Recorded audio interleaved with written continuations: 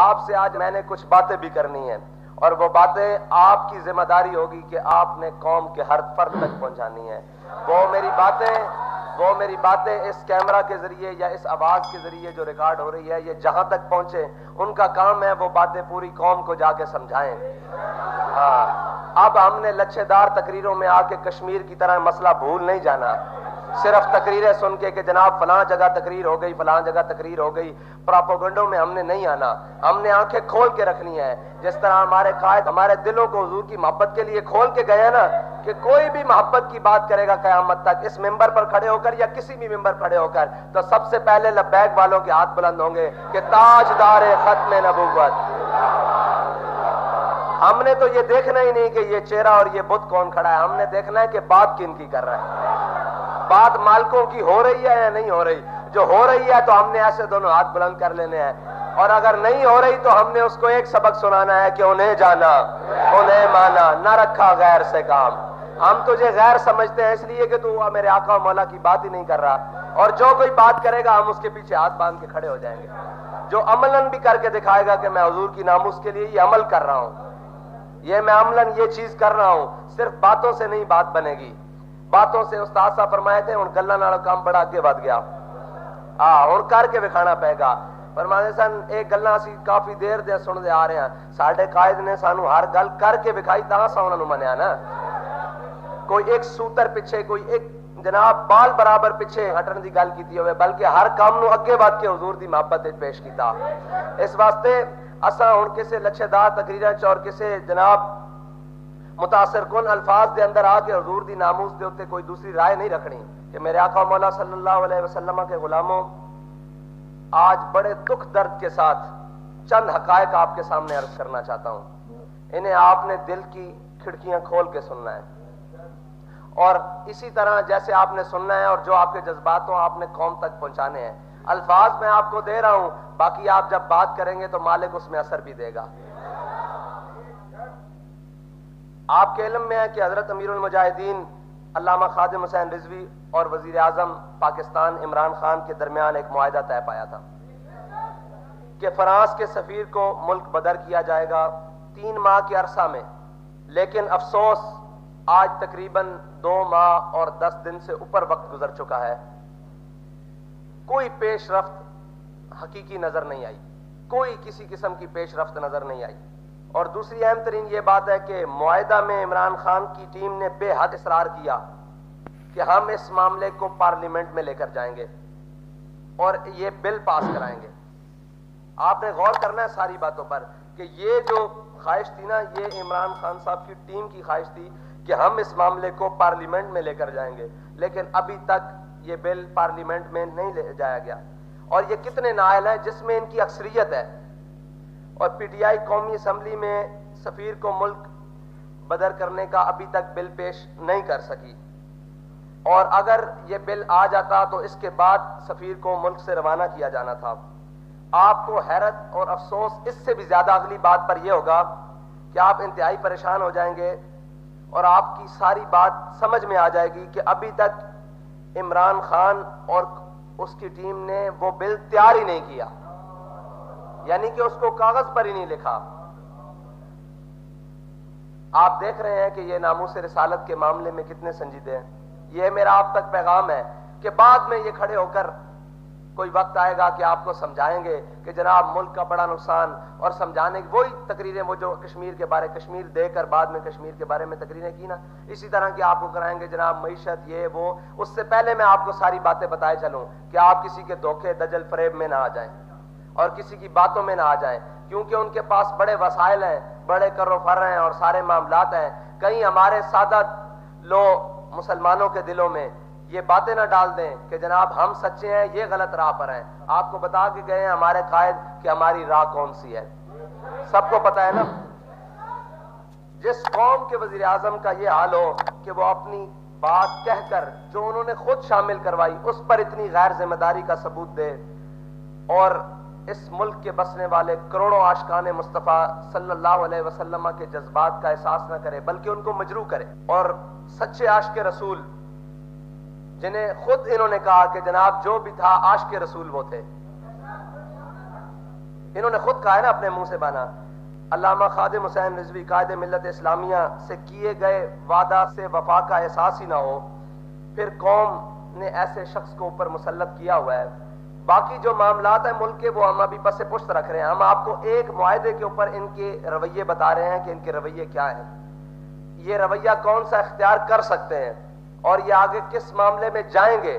یہ آپ کو ساری باتیں بتا دیں تاکہ کوئی جو غیروں کی بولی بولے آپ کو پہلے ہی پتا ہو کہ یہ باتیں تو ہمارے ذہن میں تھیں, ہمیں بتا دیا گیا تھا. یہ نہ ہو آپ بعد میں کہیں کہ ہم تو بے خبر رہ گئے. اس لیے میں پوری امت مسلمہ کو اور خصوصاً پاکستانیوں کو یہ پیغام دینا چاہتا ہوں کہ ہم آپ کو ان کے تمام چالوں اور فریبوں سے پہلے باخبر کر دینا چاہتے ہیں. اگلی بات جو میں آپ سے کرنے لگا ہوں نا وہ بڑی غور و فکر سے سننی ہے آپ نے, اور ہر مسلمان تک یہ پیغام پہنچانا ہے کہ وزیر اعظم عمران خان صاحب نے جو ظلم کیا وہ معاہدہ ایسے ہی نہیں طے پایا گیا. اس میں 50,000 شیل برسائے گئے, کئی لوگوں کی آنکھیں ضائع ہوئیں, کئی کی ٹانگیں ٹوٹیں اور بڑے بڑے نقصانات ہوئے. یہ معاہدہ کوئی آسانی سے طے نہیں پایا گیا تھا, یہ بلکہ پورے زور سے عاشقان مصطفیٰ نے اپنے عشق کے زور پر یہ معاہدہ کروایا تھا. کوئی ان کی خواہش پر نہیں تھا, لیکن جو چیزیں انہوں نے اپنی خواہش پر شامل کی ان کی حالات آپ کے سامنے ہیں. اور اب میڈیا کے ذریعے یا کوئی اور وسائل استعمال کر کے قوم کو ورگلانے کی کوشش کی جائے گی. قوم اب انشاءاللہ حضور کے نام پر دھوکہ کھانے کے لیے تیار نہیں, کیونکہ ان کے قائد نے انہیں سبق سکھا دیا ہے کہ اس نام پر دھوکہ نہیں ہم کھا سکتے. اس نام پر نہ دھوکہ دیا جا سکتا ہے نہ دھوکہ کھایا جا سکتا ہے. یہ نام نامی وہ ہے صلی اللہ علیہ وسلم.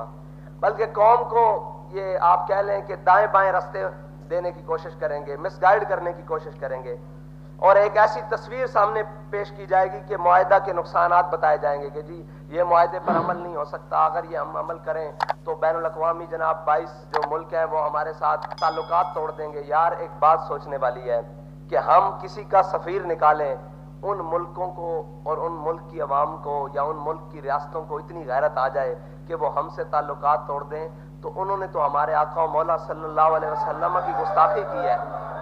ہم میں ابھی تک وہ بات نہیں آئی, وہ ایمان کا جذبہ نہیں آیا کہ ہم ان کے سفیر کو یہاں سے نکال سکیں, اس ڈر سے کہ وہ آگے سے یہ کر دیں گے. وہ بے خوف ہیں کہ آپ آگے سے کچھ نہیں کریں گے. افسوس کہ وہ آپ کے بارے میں کیا رویہ رکھتے ہیں کہ آپ کے نبی کے بارے میں صلی اللہ علیہ وسلم کے بارے میں بات کریں. انہیں اس حد تک یقین ہو گیا ہے کہ یہ امت وہ فاقہ کش جو موت سے ڈرتا نہیں, ذرا روح محمد اس کے بدن سے نکال دو. تو حضور کی امت تو حضور سے آج بھی پیار کرتی ہے. انہیں آپ کے بارے میں کتنی غلط فہمی ہے, آپ کے حکمرانوں کے بارے میں کتنی بڑی ایک یقین ہو چکا ہے کہ ہم جو بھی کریں گے ان کو کوئی اثر نہیں ہوگا. اور آپ کے حکمران اس بات سے ڈر رہے ہیں کہ ہم ایک سفیر کو نکال دیں گے تو وہ ہمارے ساتھ تجارتی تعلقات منعقد کر دیں گے. آپ نے ابھی تک کہا تھا کہ فرانس کی مصنوعات کا بائیکاٹ کیا جائے گا, آپ نے وہ بھی نہیں کیا. آپ صرف عزت سے یہاں سے سفیر کو روانہ کریں گے جہاز پہ بٹھا کر تو وہ آپ کے ساتھ یہ حال کریں گے. آپ کا ایمان کہاں ہے, آپ کا عشق رسول کہاں ہے؟ جب آپ ٹیبل پر بیٹھتے ہیں ہمارے ساتھ عشق رسول کے بڑے بڑے دعوے کرتے ہیں, ساری باتیں کرتے ہیں, کہاں ہے وہ عشق رسول؟ کس کے سامنے روئیں یہ بات, کس کو کہیں جا کر کہ یار وہ تو ایک سفیر کے نکالنے پر ان سے تجارتی تعلقات منقطع کرنے پر تیار ہیں اور یہ کہتے ہیں ہمیں نقصان ہو جائے گا, اور وہ حضور کی ناموس پر حملہ کر کے اس کائنات کی سب سے بڑی دہشت گردی کر کے اس یقین سے بیٹھے ہیں کہ یہ اوپر بیٹھے ہیں یہ سفیر نکالیں گے نہیں. یہ ہمیں کوئی مثبت اور مضبوط جواب نہیں دیں گے. یہ کہتے ہیں آئیں جی ہم آپ کو بڑی پکچر میں لے جاتے ہیں. بڑی پکچر تو ہمارے قائد بتا کر گئے ہیں, ان کا علاج یہ تھا کہ ان کے ساتھ جہاد کا اعلان کیا جائے. ہمارے قائد نے کہا تھا ہم چھوٹا مطالبہ کر رہے ہیں, بڑا مطالبہ تو ہمارا یہ تھا کہ ان کے ساتھ جہاد کا اعلان کرو. لیکن آپ تو چھوٹی پکچر میں بھی ناکام ہو گئے اور بالکل ناکام ہو گئے, چاروں شانوں سے چت ہو گئے. آپ سوچیں کہ ہم نے جن کو مسلط کر کے اپنے ملک کے اوپر رکھا ہوا ہے اور ان کے بارے میں کفر کو کتنا یقین ہے کہ یہ ہمارے وفادار ہیں, اپنے آقا و مولا کے وفادار نہیں ہیں.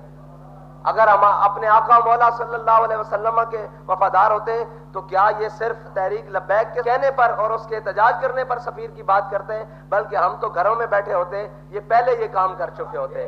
ہمارا ان سے مطالبہ اگلا ہوتا کہ یار ان کے ساتھ کوئی عملی اقدامات کرو, ان کا ناطقہ بند کرو, ان کے ساتھ کوئی شہاب الدین محمد غوری والا کام کرو, کوئی سلطان صلاح الدین ایوبی والا کام کرو, کوئی احمد شاہ ابدالی والا کام کرو, کوئی جناب محمود غزنوی والا کام کرو، لیکن ہم تو اس سے نیچے والے مطالبے پر بھی یہ اتنے غیر سنجیدہ کہ سوچا بھی نہیں جا سکتا۔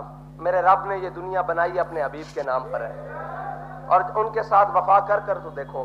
آج کے بعد آپ نے یہ فیصلہ کرنا ہے کہ ہم کیا چاہتے ہیں، کہ مرنے کے بعد ہمارا چہرہ بھی حضور امیر المجاہدین رحمت اللہ تعالی علیہ کے طرح چمکے، اور ان کی پسند یہ تھی اور ان کا مطالبہ یہ تھا اور ان کی خواہش یہ تھی کہ ریاستی سطح پر جواب ہو۔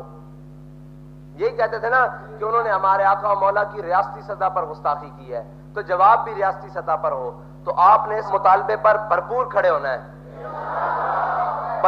ہونا ہے، کسی کمزوری کو دکھائے بغیر، کہ ہمارا مطالبہ وہی ہے کہ اسمبلی میں بل کو لاؤ اور اس کو پاس کر کے سفیر کو فوراً واپس بھیجو، اگر نہیں لانا بل تو وہ بھی تمہاری مرضی ہے، اس سفیر کو ملک بدر کرو۔ دوسرا مطالبہ یہ ہے کہ فرانس کی مصنوعات کا بائیکاٹ کیا جائے۔ یہ ہمارے سادے سے سیدھے مطالبے ہیں، اور آپ نے اپنا ایمان مضبوط رکھنا ہے اور کسی ورغلانے والے کے بہکاوے میں نہیں آنا، دھوکے میں نہیں آنا۔ اور اس وطن کے بزرگوں، دوستوں اور بھائیوں اور ماؤں بہنوں سے یہ درخواست ہے کہ آپ کو یہ کسی بھی سطح پر، کسی بھی چینل پر، کہیں بھی آ کر یہ اس معاہدے کے نقصانات بتائیں، ان کی بات نہیں سننی۔ اگر آپ کے دل میں کہیں کوئی ذرا سی بات آ بھی جائے نا تو 5 منٹ کا کوئی کلپ نکال کر امیر المجاہدین کی بات سن لینا۔ اور مجھے پورا یقین ہے اس وطن پاکستان میں رہنے والے عاشقان رسول سے کہ اب وہ کسی بہکاوے میں نہیں آئیں گے، اور اگر کوئی بات ان کی سمجھ نہ آئے اور یہ کوئی ایسی باتیں کر دیں تو پھر آپ نے 5 منٹ کا وہ کلپ سننا ہے، پھر آپ کو یقین ہو جائے گا کہ سچا کون ہے اور جھوٹا کون ہے۔ اور ہمیں نہ بلایا جائے میڈیا پر، اگر ہمارا موقف سننا ہے تو امیر المجاہدین کی باتیں وہ سن رکھیں آپ، وہی ہمارا موقف ہے، کوئی تبدیل نہیں ہے۔ اگر ہمارا موقف سننا ہے تو وہ جو امیر المجاہدین نے آخری تقریر کی ہے، وہ جو فرانس کے سفیر کے بارے میں بات کی ہے، آج بھی ہمارا وہی موقف ہے۔ ہمارا کوئی نیا موقف نہیں ہے، بالکل وہی موقف ہے۔ اللہ تعالیٰ کا ہم شکر ادا کرتے ہیں کہ لوگوں میں اس قدر شعور آ چکا ہے کہ نیا پاکستان، جہاں لوگ صرف تقریروں سے مطمئن نہیں ہوتے، اب یہ ایک اور نیا پاکستان ہے جس کا وہ نام لیتے تھے نا، انہوں نے نیا پاکستان اس بات کا رکھا تھا کہ ہم کشمیر پلیٹ میں رکھ کر دیں گے اور ایک تقریر کریں گے اور قوم مطمئن ہو جائے گی، پھر ہم کہیں گے جعلی ڈگریاں ہیں پھر پائلٹس کی، اور پھر ایک تقریر کریں گے، پھر قوم مطمئن ہو جائے گی، پھر کراچی سیلاب والے پانی سے بھر جائے گا، بارشوں پانی سے بھر جائے گا، ہم ایک تقریر کریں گے، قوم مطمئن ہو جائے گی، پھر جناب آٹے کا بحران آئے گا، ہم ایک تقریر کریں گے، قوم مطمئن ہو جائے گی۔ لیکن یہ جو معاملہ ہے نا ناموس رسالت کا، اس سے آپ کی جھوٹی تقریروں سے قوم مطمئن ہونے والی نہیں، آپ کو عملی اقدامات کرنے پڑیں گے، اور آپ کو ہر صورت عملی اقدامات کرنے پڑیں گے۔ اور آپ کی ان اچھی اچھی باتیں اور اچھی اچھی تقریروں کو قوم کیا کرے کہ اب تقریباً 2.5 سال گزر چکے ہیں، کسی ایک اچھی بات پر بھی عمل نہیں ہوا ہے، اور اس ایک آپ کی اچھی بات کا بھی قوم کو کوئی فائدہ نہیں ہوا، کسی قسم کا کوئی فائدہ نہیں ہوا۔ یہ انڈے مرغیوں سے چلتے چلتے اب ہوائی جہاز بھی بند کرا بیٹھے ہیں، اور اس کے بعد جناب وہ F9 اسلام آباد میں انہوں نے پارک جس میں بچے کھیلا کرتے ہیں، ان پارکوں کو گروی رکھ کر اس کے عوض ڈالر لے رہے ہیں۔ اور میں آپ کو یہ بتا دوں کہ ہمارے قائد فرمایا کرتے تھے کہ حضرت یوسف علیہ السلام کی قیمت لگی تھی بازار مصر میں، تو رب نے جب تک پوری قوم کو حضرت یوسف علیہ السلام کے ہاتھ میں بیچ نہیں نہ دیا تھا تب تک اللہ تعالیٰ نے معاف نہیں فرمایا تھا۔ آپ یہ دیکھ لیں کہ آپ کے بچوں کے کھیلنے والے میدانوں تک باتیں آ چکی ہیں، اور یہ نہ ہو کہ ہم حضور کی ناموس پر کوئی مدانت اختیار کر لے قوم، تو پھر آپ کے بچوں کے فیڈروں کے عوض بھی یہ پیسے لینے شروع کر دیں۔ ہاں، اس وقت سے ڈریں، اس لیے ہم اس وقت سے ڈرنے کے لیے اور اس وقت سے بچنے کے لیے حضور کی ناموس پر پہرا دے رہے ہیں۔ ڈریں اس وقت سے کہ جب آپ کے بچے کا فیڈر آپ کے ہاتھ میں ہو اور اس کے عوض بھی یہ کچھ لے رہے ہوں اپنی عیاشیوں کے لیے۔ قوم کو تو کچھ نہیں دیا، بالکل قوم کو کیا دیا ہے؟ قوم نے اس بات کے اوپر کھڑے ہونا ہے، جو باتیں آپ سے کر رہے ہیں یا آپ نے آگے بھی منوان اسی طرح پہنچانی ہے، اور جو آپ سے سوال کرے آپ نے انہی باتوں میں سے ان کو جواب دینا ہے، اور اپنے آپ کو بیدار رکھنا ہے، کسی کے بہکاوے میں نہیں آنا۔ اور بس جو اللہ تعالیٰ نے امیر المجاہدین کے جنازے پر جو نور کی برسات کی، ہم اسی کے ساتھ کھڑے ہیں، اور اپنی آخرت سنوارنے کے لیے وزیر اعظم نے امیر المجاہدین کے ساتھ جو وعدہ کیا ہے اس کو پورا کرنے کے لیے ہم ہر ممکن کوشش حد تک جائیں گے انشاءاللہ. اس کے لیے جو بھی ہمیں کرنا پڑا, جو قربانی دینی پڑے گی, جو کچھ بھی کرنا پڑا انشاءاللہ اس حد تک جائیں گے. اور حضور صلی اللہ علیہ وسلم, آخری بات ان کے لیے کہ آپ حضور سید عالم صلی اللہ علیہ وسلم سے وفا کر کے تو دیکھیں. آج تک کی نہیں آپ نے ساری دنیا کی ساری چیزیں مانی. کوئی آپ کو ریسرچر آ گیا, کوئی آپ کو جناب ڈاکٹر آ گیا, کوئی آپ کو یوٹیوبر نے آ کے کوئی باتیں کی اور آپ نے وہ مان لی. ہماری بھی ایک بات مانے, اپنے آقا سے وفا کر کے تو دیکھیں, آپ کی یہ سیٹیں بھی پکی ہو جائیں گی. اگر آپ نے اپنے آقا و مولا صلی اللہ علیہ وسلم سے وفا کی اور اگر آپ دوسرے راستے کی طرف گئے تو پھر یہ یاد رکھیے گا کہ اللہ تعالیٰ زیادہ دیر ظالموں کو ڈھیل نہیں دیتا. پھر آپ اپنی جو اقتدار ہے نا اس میں آخری کیل یہی ٹھونکیں گے کہ حضور کی ناموس سے غداری کریں گے اور حضور کے غلاموں کے ساتھ وعدہ خلافی کریں گے اور ان پر ظلم کی طرف نکلیں گے. پھر دیکھیے گا رب آپ کے ساتھ کیا کرتا ہے. پھر وہ میرے مالک کو گوارا ہی نہیں ہے. پھر وہاں تو پھر ابو جہل کو لمحے ڈال دیا جاتا ہے, امیہ کو لمحے ڈال دیا جاتا ہے. استاد فرماتے تھے نا غزوہ بدر والے دن امیہ کو اس کی بیوی نے کہا کہ نہ جانا, میں نے خواب دیکھا ہے تم نہیں بچو گے. اس نے کہا میں بس یہ آگے پڑاؤ تک جا رہا ہوں, لشکر کو روانہ کر کے آؤں گا. ہمارے قائد فرماتے تھے کہ حدیث کی کتابوں میں ہے فرشتے اسے امیہ کو دھکا دیتے ہوئے نا میدان بدر میں لے آئے. جب میدان بدر میں اس نے گھڑ بنتے دیکھا نا تو پھر وہ بھاگا. پھر حضرت بلال نے آواز لگائی, فرمایا جا امیہ ہلاک بلال. فرمایا جی آج امیہ بچ گیا نا تو بلال نہیں بچتا. تے ایک گل کر دئیے تانوں کہ جے تساں ناموس رسالت تے غداری کر دی تے تسی بھی نہیں بچدے, کوئی بھی نہیں بچے گا.